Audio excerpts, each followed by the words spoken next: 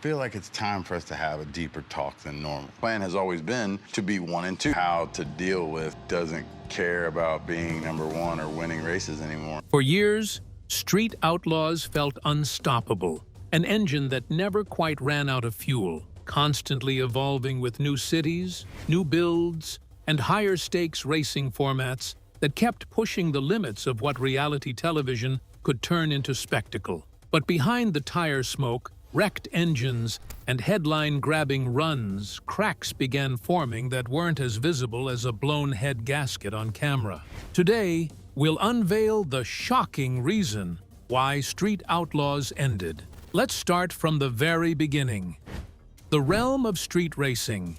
Oklahoma City has long stood as one of the most recognizable pressure points in American street racing culture. A place where mechanical obsession, risk-taking, and community identity fuse into something almost ritualistic. What began as scattered local competition gradually evolved into a tightly woven underground ecosystem, where builders, drivers, and spectators all play a role in sustaining the scene's reputation. Over time, Oklahoma City became more than just a backdrop for racing. It became a proving ground. Car enthusiasts gather regularly, not only to showcase heavily modified machines, but also to measure skill, reputation, and nerve across sanctioned tracks, private properties, and once abandoned stretches of asphalt that have become part of local racing folklore. The culture is so deeply embedded that it has produced a generation of widely known figures whose influence extends far beyond the state, including Big Chief, Murder Nova, Daddy Dave, and Chuck. Today, these names are synonymous with Oklahoma's racing identity. A defining feature of this scene is its event-driven intensity. High-profile gatherings such as Cash Days, organized meetups at Thunder Valley Raceway Park, and late-night midnight drags draw competitors from across regions, transforming ordinary nights into high-stakes showcases of horsepower and precision. Alongside these sanctioned or semi-organized events exists a persistent underground rhythm. Informal calls, sudden meetups, and word-of-mouth challenges that keep the local scene constantly active. This blend of structure and spontaneity is what gives Oklahoma City its distinctive racing personality, where engines echo late into the night, and crowds form quickly whenever competition ignites. It is within this environment that Jeff Bonnet, widely known as AZN, grew up. Early on, Jeff developed a hands-on understanding of how machines function, learning to appreciate not just performance, but the craftsmanship behind it. That foundation naturally extended into racing culture. The Racers. Jeff AZN Bonnet entered the world on August 3, 1981, in Oklahoma City, a place already pulsing with a strong underground racing identity that would later define his entire trajectory. Long before television cameras arrived, Oklahoma City's streets had already developed a reputation for high-risk late-night races, hidden industrial road showdowns, and fiercely guarded local hierarchies where reputations could be destroyed in seconds. It was the same environment that would eventually shape future Street Outlaws legends like Justin Shearer, who moved from Louisville, Kentucky to Oklahoma as a child after the death of his father in a workplace accident. Fascinated by the city's street scene almost immediately, Shearer immersed himself in racing culture during his teenage years and eventually transformed into the unofficial strategist and central authority figure of the 405 crew. Driving his now iconic Pontiac Le Mans, known as the Crow, Big Chief became famous for blending technical knowledge with psychological warfare, often controlling races as much with mind games as horsepower. From the very beginning, AZN's environment was shaped by mechanical noise, garage culture, and the constant presence of modified cars being built, broken, and rebuilt again. He was raised by Denis and Motsu Bonnet, and it was his father, Denis, a Vietnam War veteran with a deeply practical understanding of machines, who became the earliest and most influential force in shaping Jeff's connection to automobiles. Rather than treating cars as simple transport, Denis introduced him to them as systems of precision and power, where every bolt, piston, and adjustment mattered. Jeff's childhood quickly became centered around garages, tools, and hands-on experimentation. He spent countless hours alongside his father learning how engines worked, how performance could be altered, and how small mechanical changes could completely transform a vehicle. That obsession mirrored what was happening elsewhere inside Oklahoma's growing racing underground. Another future Street Outlaws figure, David Comstock, was also building his reputation during this period through relentless street competition and mechanical experimentation. Unlike racers who relied purely on flashy appearances, Daddy Dave became respected for consistency, fearlessness, and his willingness to push unstable combinations to their limits. His early Chevy Nova builds earned a reputation for brutal acceleration, but his career also became defined by catastrophic crashes and recoveries. One of the most infamous incidents came in 2015, when he suffered a violent wreck in Amarillo, Texas, after losing control of his car during a race. The crash left the vehicle destroyed and resulted in serious injuries. Daddy Dave Comstock, walking away with only a serious concussion, a bruised lung, and plenty of bumps and bruises, including a concussion and lung bruising. Yet he eventually returned to racing. Meanwhile, racers like Sean Ellington were becoming known for highly refined street machines capable of competing against nearly anyone in the city. Sean Ellington's black Chevrolet Nova, nicknamed Murder Nova, gradually became one of the most recognizable cars in modern street racing culture. Unlike some racers who thrived on chaos, Ellington developed a reputation for precision and relentless technical refinement.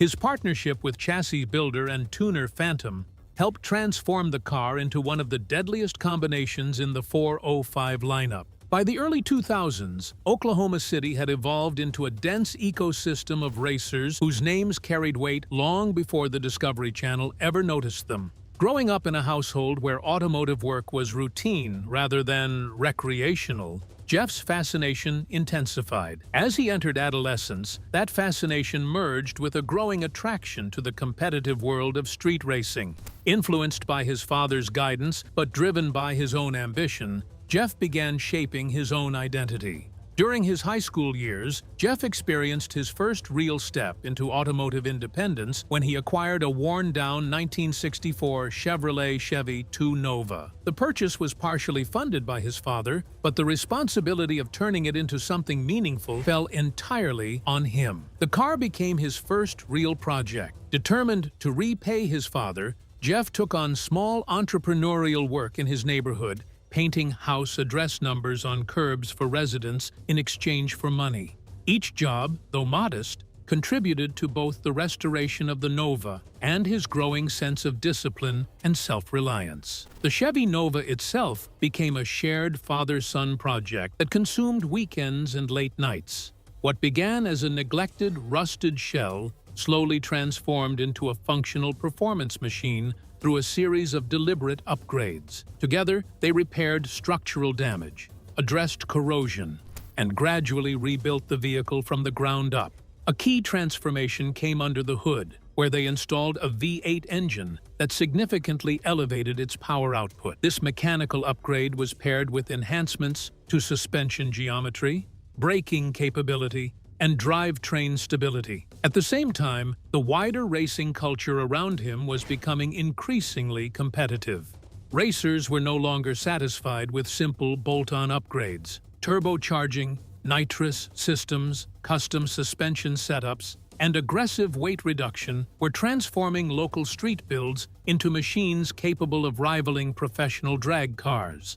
Names like Ryan Martin would later emerge from this exact culture, with Martin eventually becoming one of the most dominant competitors in the franchise. Originally associated with B&R Performance, Martin built a reputation around technical discipline and consistency rather than theatrics. His Fireball Camaro evolved into one of the fastest cars in the Street Outlaws universe, helping him dominate No Prep Kings competition and earn multiple championship victories. Meanwhile, Jerry Johnston became known for his stealthy, highly disciplined approach to racing and his split-bumper Camaro, often presenting himself as quieter and more reserved than many of the louder personalities around him.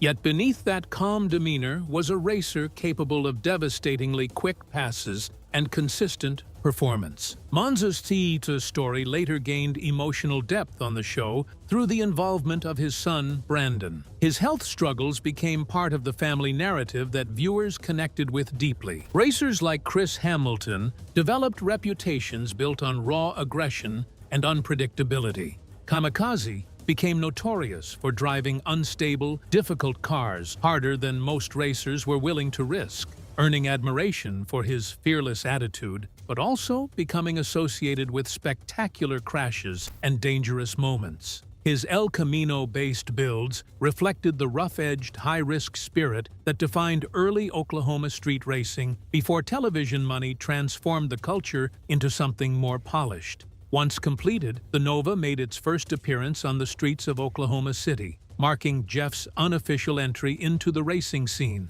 It was during this period that he began to develop recognition for a different kind of racing identity, one that did not rely purely on aesthetics or established reputations, but on unexpected performance and calculated risk-taking. Eventually, Jeff moved on from the Nova and transitioned into a 1972 Datsun 240Z, a vehicle that would become one of his early signature builds under the nickname the Disco Z. The Datsun underwent an extensive mechanical and visual transformation under Jeff's direction. A high-output V8 engine was installed, dramatically increasing horsepower and acceleration potential, while supporting modifications to suspension systems improved handling stability during high-speed runs. The car's exterior was customized with bold paintwork and visual styling that reflected Jeff's unconventional personality. Inside, the cabin was reconfigured with racing seats, a reinforced roll cage for safety, and aftermarket gauges designed to monitor engine performance in real time during races. Performance enhancements, such as upgraded exhaust systems, headers, and air intake components, further refined the vehicle's output, turning the Disco Z into a competitive force. Elsewhere in Oklahoma, other racers were developing equally iconic vehicles that would later become central to Street Outlaws mythology. Big Chief's Crow evolved through multiple versions, each faster and more dangerous than the last. Murder Nova's Black Nova became a fan obsession because of its sinister appearance and brutally effective launches. Daddy Dave rebuilt repeatedly after crashes that might have ended other careers entirely. Ryan Martin's rise transformed him into the modern benchmark of the franchise. Monza quietly continued proving that consistency could still defeat chaos, while Kamikaze became almost symbolic of reckless courage. Despite these early successes, it would later be the 1970 Volkswagen Beetle, famously known as the Dung Beetle, that would come to define Jeff's public identity most strongly. That chapter would cement his reputation for building deceptively powerful cars. As his reputation grew within Oklahoma City's racing circles, Jeff began attracting attention. However, his personal journey was marked by profound hardship. At just 16 years old, he experienced the devastating loss of his mother to cancer. The grief was compounded years later by the death of his father. These losses, rather than pulling him away from racing, became deeply intertwined with it. Despite these challenges, Jeff's path continued to evolve. After the death of his father, AZN entered a period of uncertainty where racing was no longer just a hobby, but a way forward in life. During these same years, the Oklahoma street scene itself was becoming increasingly organized and territorial, with racers defending rankings, street credibility, and local reputations with almost professional seriousness. It was in this environment that Jeff's path intersected once again with Sean Wheatley, or Farm Truck, already a respected figure in Oklahoma City's underground and widely known for his unconventional but effective approach to competition. Unlike racers obsessed with polished appearance, Farm Truck embraced the sleeper philosophy completely. His battered 1970 Chevy C10 pickup looked like an aging work truck, but concealed enormous power underneath, allowing him to humiliate racers who judged the vehicle too quickly. What began as a challenge on the streets ended with Farm Truck securing the win, reinforcing the gap in experience at the time. Yet the race itself proved far more important than the outcome, because it marked the beginning of a long-term partnership. Farm Truck gradually assumed a mentor-like role, guiding AZN through the art of engine building, race strategy, and the psychological side of competition. Their rise inside Street Outlaws, which debuted on the Discovery Channel in 2013, quickly transformed Farm Truck and AZN from local Oklahoma City racers into two of the franchise's most recognizable personalities. But they were stepping onto a platform already packed with larger-than-life figures whose reputations had been forged through years of dangerous street competition. Big Chief became the strategic centerpiece of the 405 crew. Murder Nova developed into one of the show's breakout stars because of his aggressive racing style and technical perfectionism. Daddy Dave's crashes and comebacks became some of the franchise's most dramatic storylines. Ryan Martin eventually evolved into the dominant force of later seasons through relentless consistency and championship-winning precision. Together, these racers turned what had once been a hidden Oklahoma subculture into one of the most influential street racing shows. And what was on the show? Well, let's do a quick retrospective, shall we? Street racing for reality TV. At a time when many competitors in the Oklahoma street scene and later Street Outlaws universe were chasing increasingly aggressive pro-mod-style builds, with wide rear slicks, polished show car finishes, towering horsepower numbers, and a visibly intimidating presence, Farm Truck and AZN deliberately moved against that current. Their entire philosophy was built on misdirection. Instead of announcing speed through appearance, they hid it beneath it. Their cars were designed to look tired, outdated, even broken down, only to reveal explosive acceleration the moment the race began. Farm Truck's battered 1970 Chevrolet C10 pickup looked like a neglected work truck that had spent years on rural roads rather than drag strips. The faded bodywork, worn panels, and deliberately rough presentation made it easy for rivals to dismiss. That dismissal became the setup for its reputation. Underneath the disguise sat a heavily modified high-horsepower platform engineered specifically to exploit overconfidence. Across multiple episodes and street encounters, the pattern repeated itself. Opponents would laugh, underestimate, or openly mock the truck at the starting line, only to be caught off guard when it launched with unexpected force. This trap-and-flip dynamic became one of the duo's most consistent and satisfying narrative formulas. A ZN's 1966 Volkswagen Beetle, the Dung Beetle, pushed that concept even further by leaning into absurdity. In a racing environment dominated by aggressive Camaros, Novas, Firebirds, and purpose-built drag machines, the tiny weathered bug looked almost irrelevant. That visual mismatch became the entire psychological weapon. This 1966 Volkswagen Beetle was acquired for roughly $5,000 and transformed into one of the most recognizable sleeper builds in the Street Outlaws universe. The Volkswagen Beetle itself carries deep automotive history, first introduced in the late 1930s and later becoming one of the most mass-produced vehicles in global automotive history. Its simple design, rear engine layout, and mechanical durability made it a symbol of accessible mobility for decades. Over time, however, the Beetle also became a surprising platform for performance experimentation. During the 1950s and 60s, builders discovered that its lightweight chassis and rear engine configuration made it suitable for drag racing applications. As modifications grew more advanced, larger displacement engines, upgraded carburation, reinforced drivetrains, and performance exhaust systems, the Beetle evolved into a legitimate grassroots racing platform. Organized groups such as the American Federation of Volkswagen Clubs and the National Volkswagen Drag Racing Association helped formalize this growing subculture, eventually turning VW drag racing into a recognized motorsport category by the 1980s and 90s. A ZN's version represents a modern evolution of that legacy, built with input from experienced performance knowledge, including figures such as Sean Gears The Beetle features a heavily modified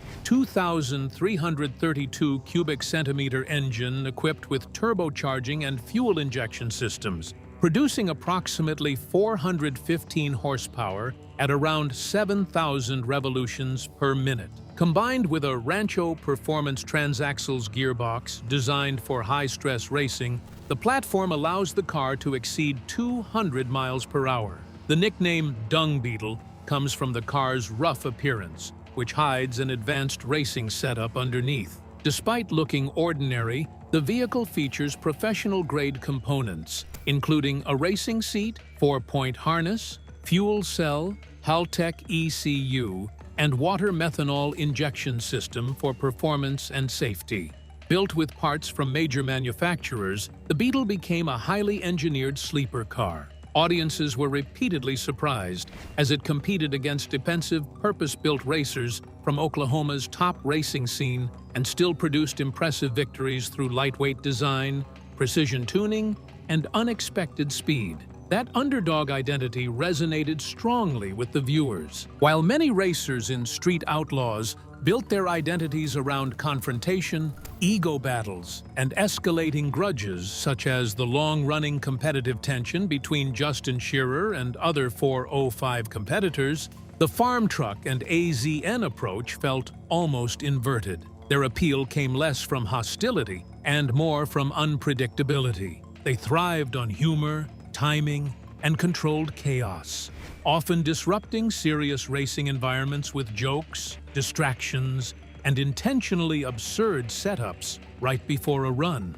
This contrast became even more visible when placed alongside other major Street Outlaws figures. David Comstock built his reputation through raw aggression and relentless nitrous-powered performance, especially in his Nova platform, often engaging in some of the most dangerous and high-speed passes in the series. Sean Ellington developed the Murder Nova into one of the most iconic street machines in the franchise, combining refined chassis work with a constantly evolving powertrain that made him a consistent threat at the highest levels of competition.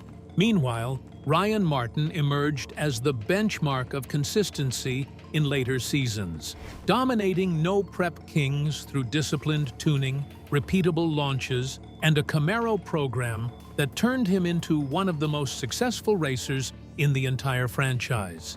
Against that backdrop of extreme seriousness and technical escalation, Farm Truck and AZN became the unpredictable counterweight. Some of their most memorable segments involved bait-style setups, where unsuspecting racers were led into races against seemingly harmless vehicles. These scenarios often played out like street-level traps, casual conversations in the pits, light-hearted negotiation over race terms, and quiet confidence from the duo, followed by sudden mechanical reveals when the race began. A ZN often played the role of distraction through talking, joking, or exaggerating the weakness of their car, while Farm Truck prepared the actual performance setup. The payoff was always the same structure, but different outcome.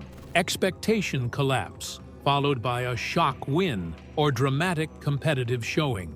Beyond structured races, their segments frequently explored experimental builds and unconventional automotive ideas that rarely appeared in traditional competition arcs. Instead of focusing purely on the list hierarchy or championship-style rivalries, they often engaged in unusual challenges, sleeper concepts, and creative mechanical experiments that highlighted problem-solving rather than dominance. Their influence also extended into crossover automotive television. A ZN appeared on Garage Rehab, specifically Season 2, Episode 7, titled Weld Like a Pro, where the focus shifted from street racing to real-world shop recovery. The episode followed Richard Rawlings and his team as they attempted to rescue a struggling automotive repair business facing outdated equipment, inefficient workflow, and declining profitability. Within that environment, AZN contributed directly through hands-on welding work, applying practical fabrication skills that aligned with the episode's broader transformation theme. It reinforced that his identity was not limited to racing. But why did the duo step away from the racing core of the show? Well, let's start where the friction started. Controversies and moving on. For much of its run, Street Outlaws projected chaos, rebellion, and raw street competition. But behind the scenes, the franchise gradually became entangled in controversy, internal tension, legal scrutiny, and growing criticism about how reality television blurred the line between authentic racing culture and manufactured drama. By the time Farm Truck and AZN began distancing themselves from the franchise's main competitive structure, the show had evolved far beyond the loose Oklahoma City street racing atmosphere that originally made it famous. One of the earliest criticisms surrounding the series involved the authenticity of the racing itself. Although the show marketed itself around illegal-style street racing, viewers and critics increasingly pointed out that the races were heavily coordinated, permitted, and supervised. Roads were often legally closed, emergency personnel were nearby, and production teams carefully organized filming logistics long before races occurred. This led to accusations that the outlaw image was exaggerated for television. Critics argued that rivalries, confrontations, and dramatic tension were sometimes amplified or selectively edited to create stronger narratives for audiences. Over time, that perception became more difficult to separate from reality as the franchise expanded into multiple spin-offs. Street Outlaws, Memphis, became one of the most controversial branches, not only for its aggressive tone, but also for incidents that escalated into legal disputes. In one widely discussed case, participants Chad and Jenny Larkin filed complaints alleging that production environments encouraged heightened confrontation during filming and failed to properly de-escalate tensions during a race gathering involving J.J. DeBoss and members of the Memphis crew. Reports and court filings described injuries and claims of assault, raising questions about whether the production structure incentivized conflict for entertainment value rather than controlling it. While not every allegation resulted in public legal conclusions, the situation reinforced growing concerns that the franchise was increasingly blurring the line between competition and staged chaos. Even within the original Oklahoma City framework, similar tensions surfaced in smaller but recurring bursts. Early seasons frequently showed disputes over race rules, flashlight starts, car positioning, and last-minute negotiations that often escalated into shouting matches in the pits. When out-of-state crews were brought in to challenge the 405, friction intensified. A notable example came during matchups involving Texas-based LMR racers, where disagreements over agreed race conditions reportedly led to heated confrontations during filming. Although most incidents stopped short of full physical altercations on camera, the repeated escalation of arguments contributed to an atmosphere where competition and conflict were increasingly intertwined. At the same time, the franchise faced far more serious concerns tied to safety. Street racing, even in controlled environments, carries inherent risk, and Street Outlaws production became associated with several high-profile crashes over the years. The most devastating moment came in 2022, when racer Ryan Fellows was killed in a violent crash while filming Street Outlaws Fastest in America in Las Vegas, Nevada. According to reporting and official statements, the incident occurred during an early morning race setup on August 7, 2022, when Fellows was driving a gold Nissan 240SX during a filming session on a public roadway that had been closed for production. During the run, his vehicle lost control at high speed, veered across the roadway, and struck a palm tree before catching fire. Emergency responders arrived at the scene, but he was pronounced dead shortly after the crash. He was 41 years old at the time of the accident, and the incident halted production immediately as cast and crew processed the loss. In the aftermath, production practices across the broader Street Outlaws franchise came under renewed scrutiny. Critics and motorsport safety analysts questioned how risk assessments were being conducted and whether safety margins were sufficient for the increasingly powerful cars being used in modern no-prep and fastest in America formats. The incident also intensified long-running debates about the ethics of televised street racing entertainment.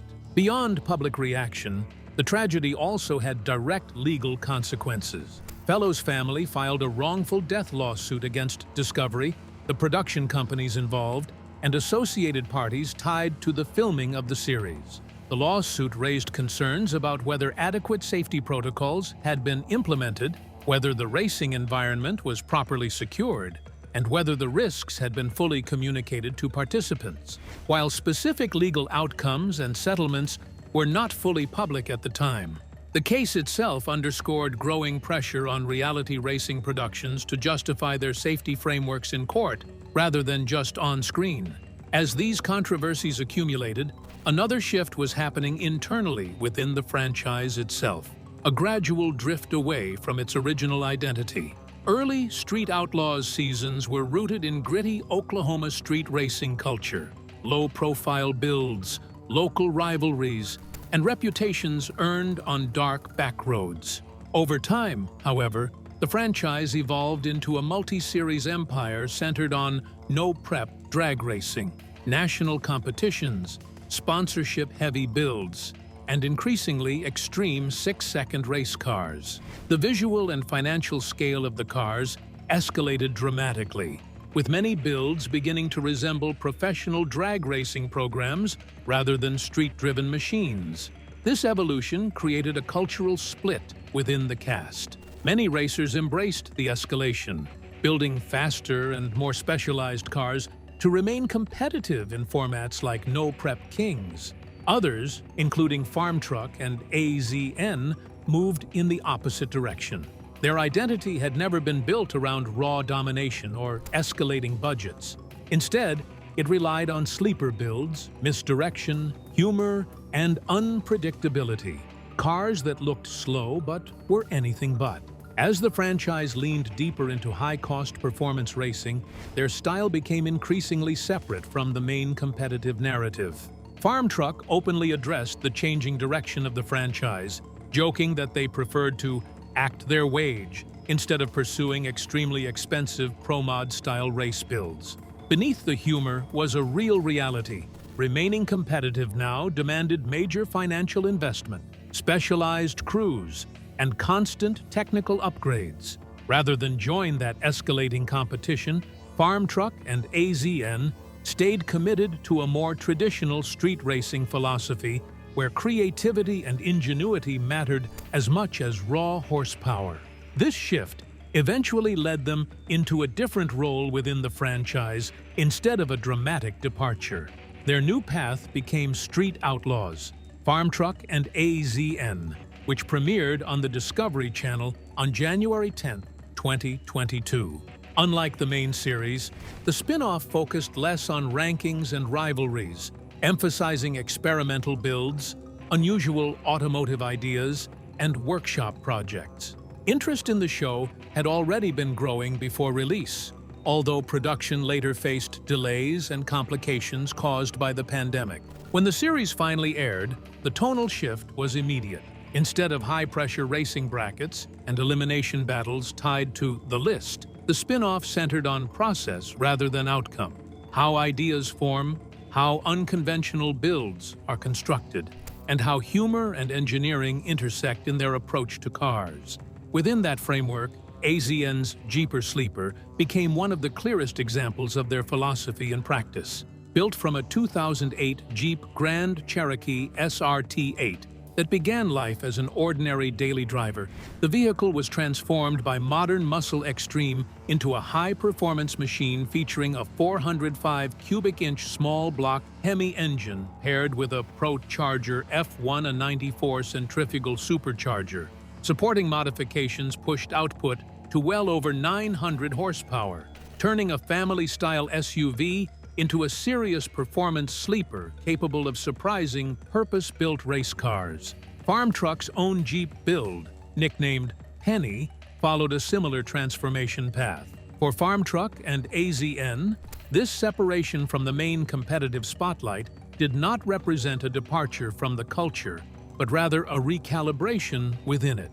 Their continued presence kept them tied to the Oklahoma City racing identity that first defined them.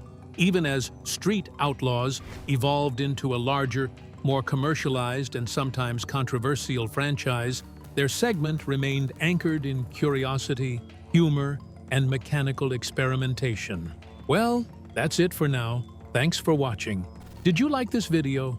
If you did, please consider liking, dropping a comment, and hitting the subscribe button so that you don't miss out on our new uploads. Also, don't miss this video you see on your screen right now. It's truly unbelievable.